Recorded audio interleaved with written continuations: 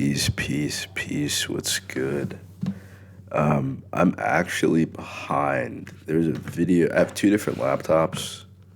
So if I record something on the other laptop, I have no access to it on this current laptop and vice versa. Maybe I could find a fix for that in the future, but right now I do not have one. So there is a video that after I'm done recording this, I have to post that I actually made last week. There's a video on my other laptop that I have to post that I made 39-ish hours. Not like a whole 2 days, but in between the 2 days. Like I made the one video on Friday. I made the next video Sunday at like 4 or 5 a.m. So that is what it is. Friday, I had about 25,000 words. I finally reached 25,000 words. The video before that, I think the only video that's online right now is either the 15,000 video, might be the 25,000 video, I don't know.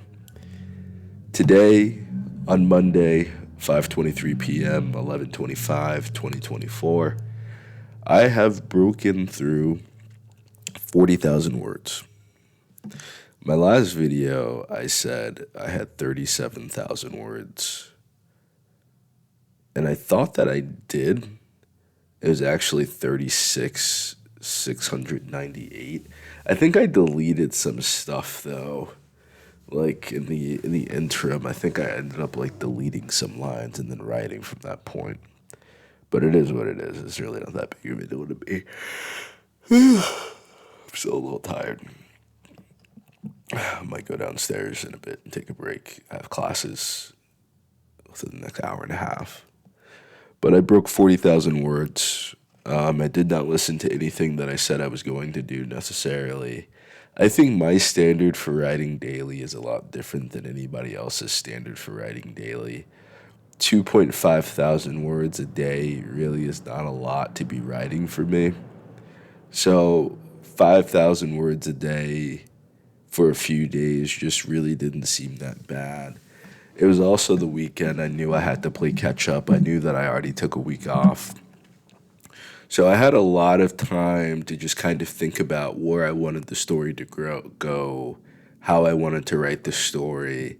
But now I feel like the primary issue right now for me and why I'm making this video, other than just trying to keep up the creative process and let you know what's going on, is essentially just kind of like, how the hell do I end this story now? Like, I began this 25 days ago, and I didn't even know what the fuck I was going to write to begin with. Now, I'm 40,000 words in, and I've written a pretty damn good story, you know? It's very different from anything I've ever written before.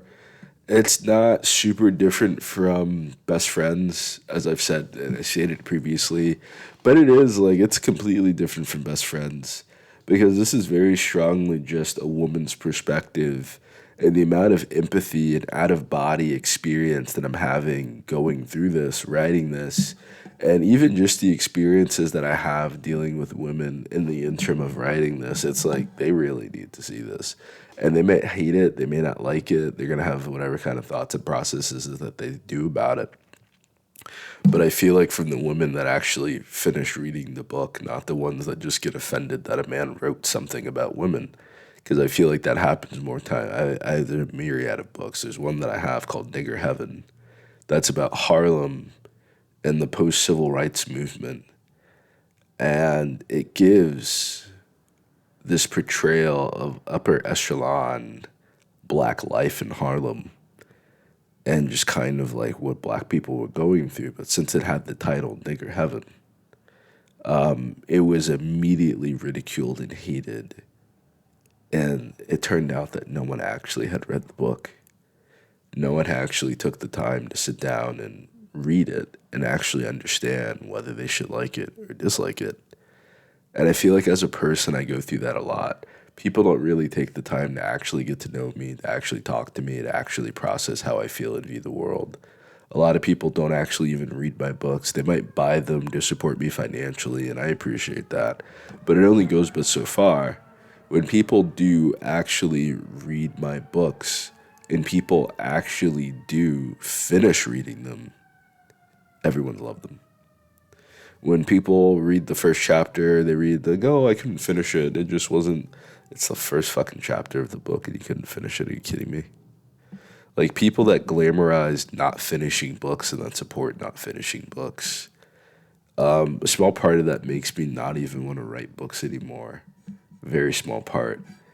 Because it's like the people that parade themselves as readers are obsessed with social media. And I've come to a defying conclusion that people that read books do not actually use the social media or internet, not in the same way that consumers do. People that read books, and they might look for recommendations. They definitely have, everyone uses the internet. But as far as like using the internet as their primary means of thinking, and they have no thoughts and ideas outside of what their favorite influencers say, it's like the influencer community is kind of just like modern day propaganda. A bunch of people who are paid to say shit that's pre approved by whoever the fuck their boss is regarding their everyday life. And then controlling your mindset and your ideas and your thoughts on things based off of whatever the fuck their boss wants you to believe and think. These people have no soul. These people have no real mind. These people have no critical thought. These people are fed an agenda that you need to be force fed. And when they can't actually, I've never had this happen. I see it happen to other books. I'm aware people don't finish my books because they tell me, oh, I'm so busy. Oh, I'm so this. Oh, I'm so that. Oh, I'm so all this. So it's like when I'm writing this book now and I write anything now, I write it very largely for myself. I write it very largely to kind of get out these pieces of me, to have this kind of cathartic experience. But I'm writing this book specifically, I believe, to heal some people, to really help some people, to really help people get through and get out of whatever they feel like they're going through right now. Because the single mother issue is huge. And there's not enough people very honest about these women, about why they're single mothers. I think of one person specifically, and I don't want to blow their spot up, but they're constantly posting content about everything men need to do, everything wrong. Like they come across as if they're just a misandrist. They come across as just like they hate men. And it's ironic then that you're going to complain about the father of your children when you pick them, first and foremost. I think a lot of men get bothered by that. You picked them, you decided to reproduce with him, and you spend all day talking about how much you hate him and how much, like, men aren't shit. But you also complain and post content about why men don't want to date you, as if the only men in your vicinity that know who you are are the people that follow you on social media, right? And they constantly see you post this content about how you hate men and all this shit that men are gonna do, but you don't have any mindset, any ideas, any thoughts about what a woman can do to get married, what women who are married versus women who want a husband, versus women who want a wedding, versus women who want to be a hoe, do differently. And a lot of you admire the sex workers, a lot of you admire the 304s, a lot of you admire the sleuths and the slots. But not a lot of you admire the women who sacrifice to make their family happy. And you criticize, you mock, you make it seem like it's such a horrible thing to make your family happy and to make your man happy. But your entire ego is centered around what men have to do to serve you and make you happy. That's why Kamala Harris did not. Kamala Harris did not get elected because of women. I'm going to say that one more time. This is not political. This is a fact.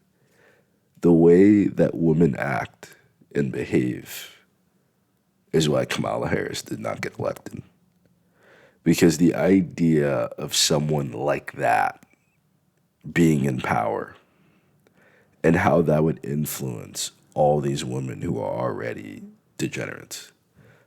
A lot of these men are degenerates too.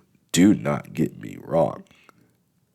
A lot of the men are also degenerates, but those are the men that you're attracted to. So when women find a good guy and they find a guy who's not doing anything illegal, he's not scamming people, he's not manipulating people, life is a lot different when you're a real guy trying to make it in the world. When you don't mind taking advantage of people, manipulating people, hurting people to make a living, yeah, you can do anything. You can make a shit ton of money. When your conscience tells you this isn't right, you can't do that. You know, this person's going through a hard time. You should help them out. Your pockets look a lot different, but so does your soul. A lot of these women do not date men of character because you couldn't. You really just, you couldn't. You could never date. Because a man of character doesn't date. A man of character isn't like, women date like it's like it's a career for them. Like they're not going to be able to eat at night if they're not going on a date, or they don't have leftovers from a date. They can't eat. So their entire life, they're sex workers. A lot of you young women have just grown up to become sex workers. And I feel like that's a very hard truth to accept because who are your role models? Singers and musicians a lot of them are puppets and prostitutes. A lot of them are essentially sex workers with the Diddy parties coming out. What's up? Hello, hello. Hey, you know, I'm hungry. you hungry? Mm-hmm. What do you want to eat? Well, I didn't have home lunch today. Well, you went to school. You had lunch at school, didn't you? Yeah, but I want home lunch. What is home lunch? You mean dinner? Yeah. Your mommy's making dinner tonight. I can give you a snack. Okay. I can give you a snack. You're supposed to eat your pie, aren't you? I didn't do it. You did? Uh-huh. So you ate. What are you talking about? You ate the pie. Right? Yep. So you're acting like no one fed you. You ate, right? You eating? Okay, let's just clarify that. Must leave. All right, what do you want to eat though? How about grilled cheese? That's what she's making, soup and grilled cheese for dinner. Can you wait until dinner? Yippee. All right. I mustn't leave it up. Okay. Go inside. I'll be inside in a second. I'll get you something.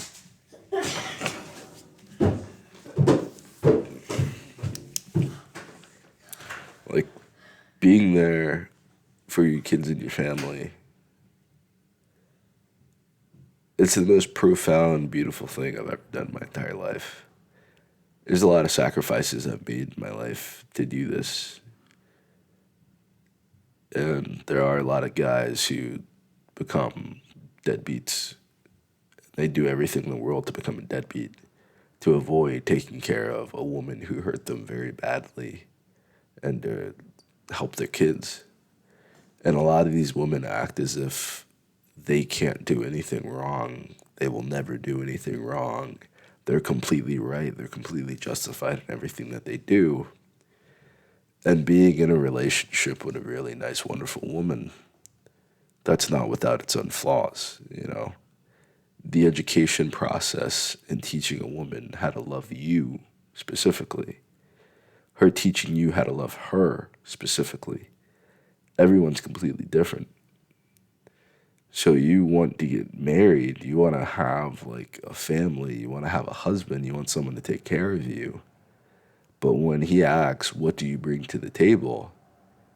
You want to get offended by the question. You've stated very clearly everything that you want a man to bring to the table. And then your response is, I am the table. Without everything that is on my desk is useless. I could work on my bed. I could work on the kitchen table. I could work on the floor. You know, it's everything that I put on my desk and that I bring to my desk that makes the desk valuable. The relationship is the table. You're not the relationship. The man decides whether or not you have a relationship. A woman can decide whether or not the man has sex. Just like you don't want a man to ignore you and not talk to you and not buy you things, I guess.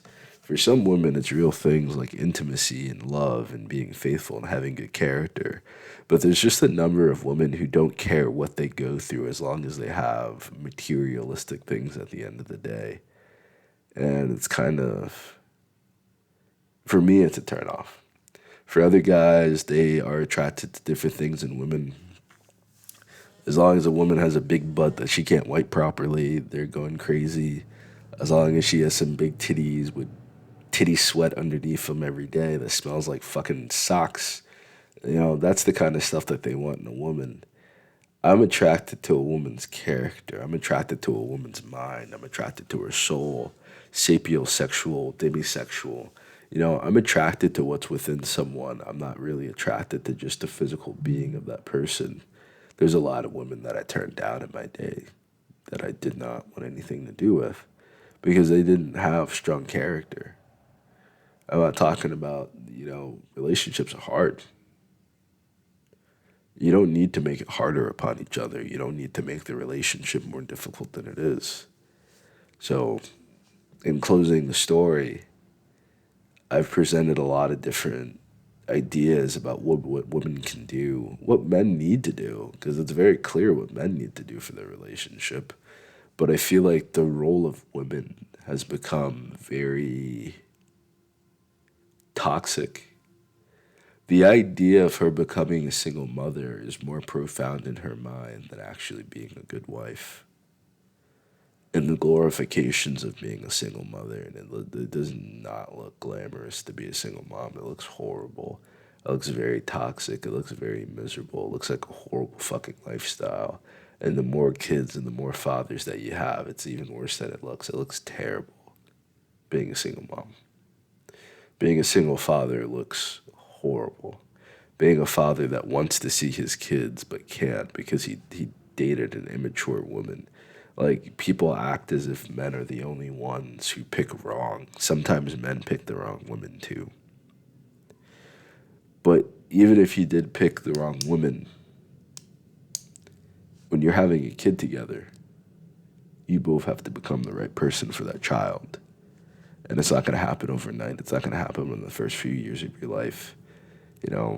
My dad took him probably his whole life, you know. But now I can talk with him, discuss things with him. And there's still certain things that hurt me. There's still certain things that I've gotten over in order to live my life that still bothered me that I went through them. And there's still shit that he does now that fucking bothers me.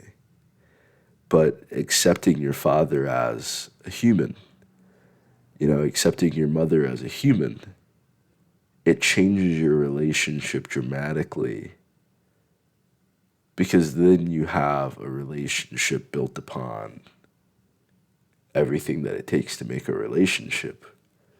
Or you realize that you never really had a relationship at all and you were just kind of forced to be around this person. I don't want to feel forced to be around anyone. I don't want anyone to feel forced to be around me or feel like they're forced to take care of me or I'm forced to take care of them. When I do things for my son's mother, because I'm not married, this book is very much about why I'm not married, why a lot of men are not married, don't believe in marriage anymore, but also what you could do to fix that. Because a lot of those men who don't believe in marriage recognize that they're good men, recognize that they can provide, they can be great.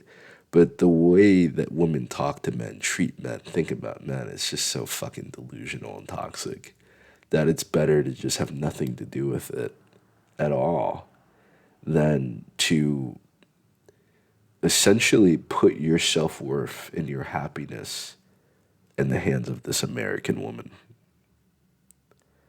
It's a very daunting task It's a very big issue that I see, and I wanted to write a book that could fix it. So, in my mind, this book does that. In my mind, this book hits the nail on the head. It's very, very powerful. I have not been able to stop writing this book. I've not been able to pull myself away from it. And I think that's why I caught up so quickly. And I got my daily word count down too. I'm still working on it. We're down 550 words a day that I had to write, after tonight. I might spend a little bit more time, get him a snack. By the way, he eats lunch. He goes to school, so he eats lunch at school. He had a huge lunch today at school. But when you get home from school, you want a snacky snack, man. You need some extra food. So typically I give him a little something, something. I was talking to his mama about dinner plans, so the dinner plans are kind of big. So if he eats now, I'm worried that he's not going to eat dinner by the time she gets home in a few more minutes. And I'm the primary caretaker for him. We didn't do what everyone else did, so I was going to make dinner, but she insisted upon this one thing that she wanted. It sounded pretty dope, so we're going to check it out because both of our happiness matters. What we both want matters. What we both view as the future matters. And I feel like this book does a great job of just teaching people how to have healthy relationships by showing one that is toxic, but it doesn't need to be toxic. And you can kind of see where things go awry and where things go wrong from the masculine perspective, from the feminine perspective. From both sides, you can kind of see what's going on and what's happening. But I got about 10,000 words left. It's 40,000 something, something, something. But you got to count for. Yeah, I fucking did that. Now what?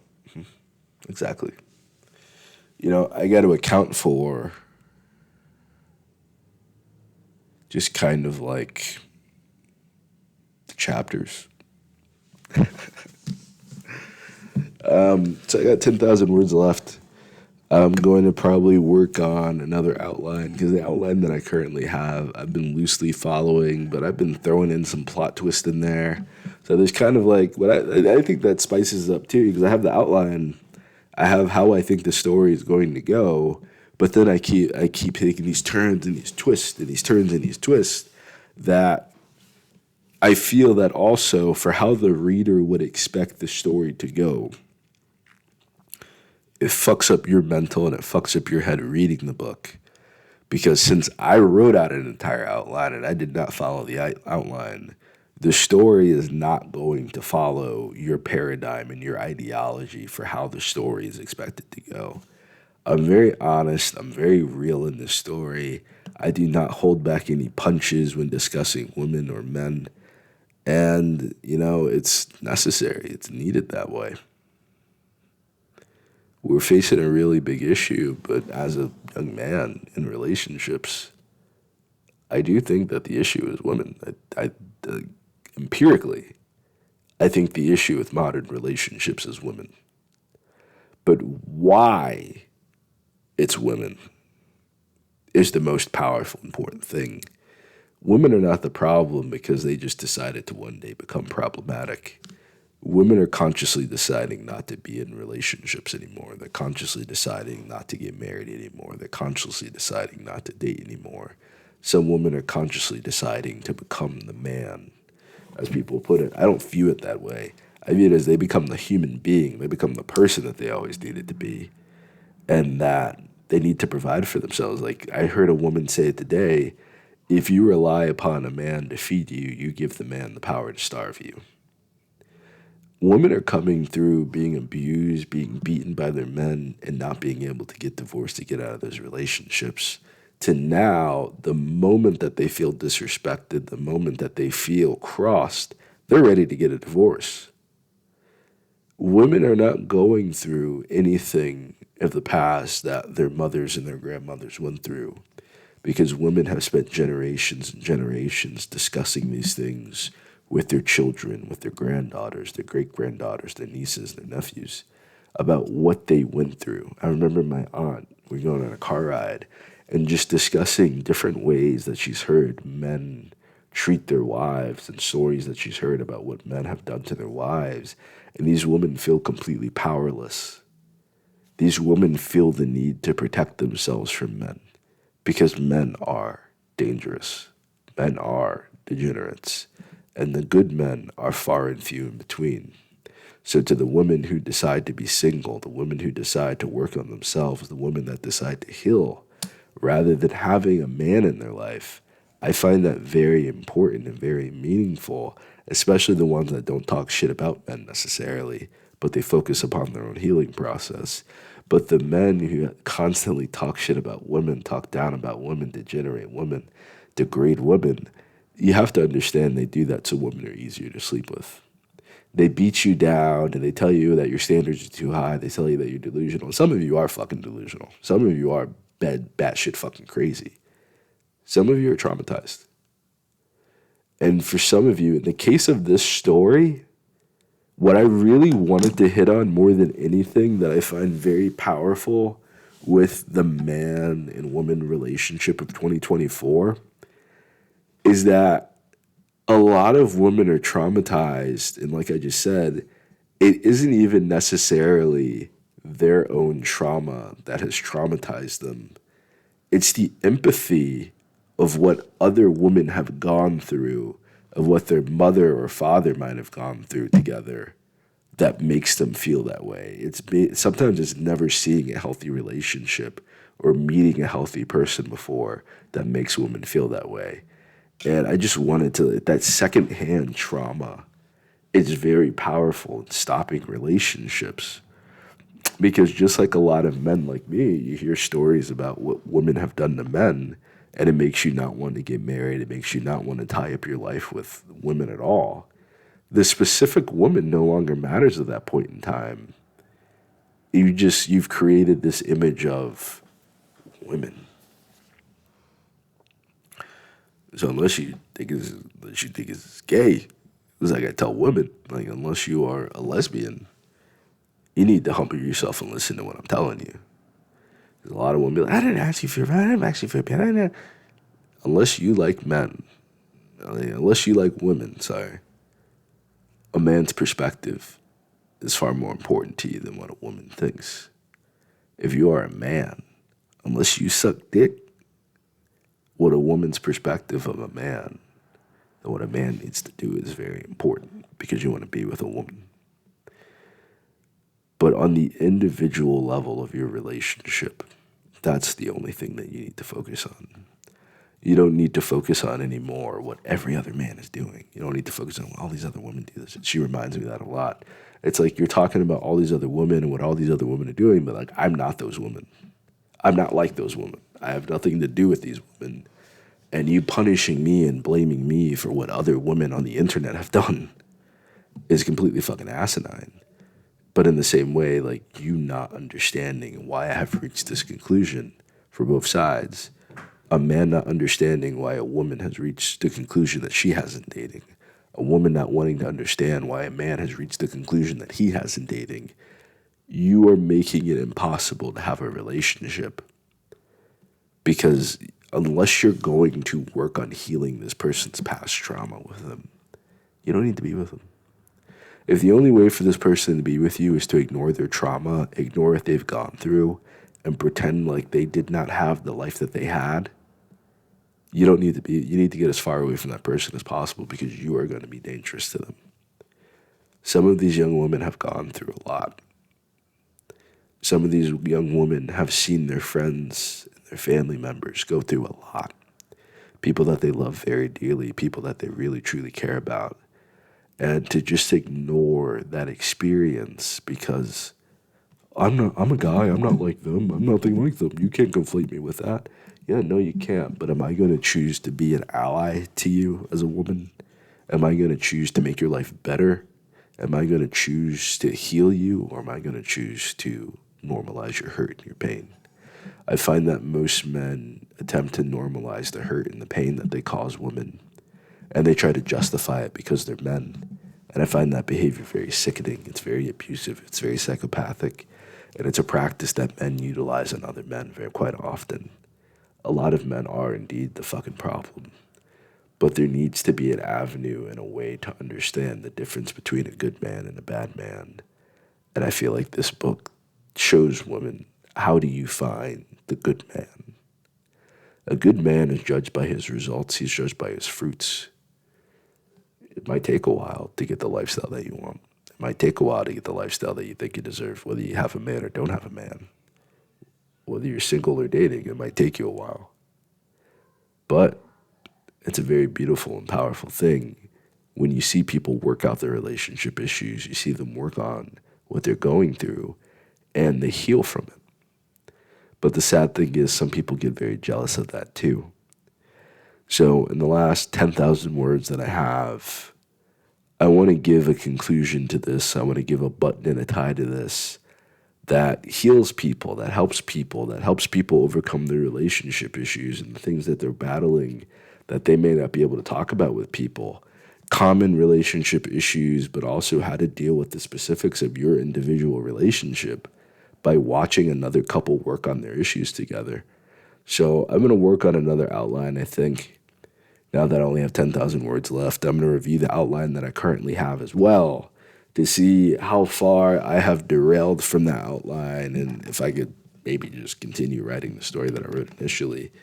But I didn't really like my initial outline. It was good to get through like 15,000 words to whatever the point I got to when I stopped using it.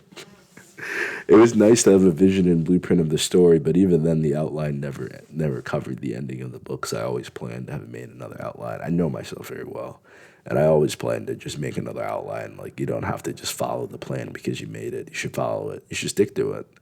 You should stick to a plan. But once you realize that the plan is no longer working, you need to call like an audible, and you need to fix it from there. So 10,000 words left or so. About 2,000 words a day now, but I might write another 2,000 before the day is out. I don't know whether or not I'll do that. I got classes in a bit. I got classes in like an hour now, but I gotta get my son some food. He's hungry apparently, and he's like, oh, like, that's cool though. Like, it ain't that big of a deal. People need to eat, but eat good. Just so y'all like. Just so y'all aware, he eat good. Like, we ain't starving him at all. But I gotta get my kids something to eat. I can't just keep recording and ignore the fact that he came in here asking me to get him a little snacky or home lunch as he calls it. It's like Sam and Frodo's second breakfast, or is that Merry and Pippin? I don't remember. But what about second breakfast? I need my second lunch, daddy. All right, peace, y'all. Be well.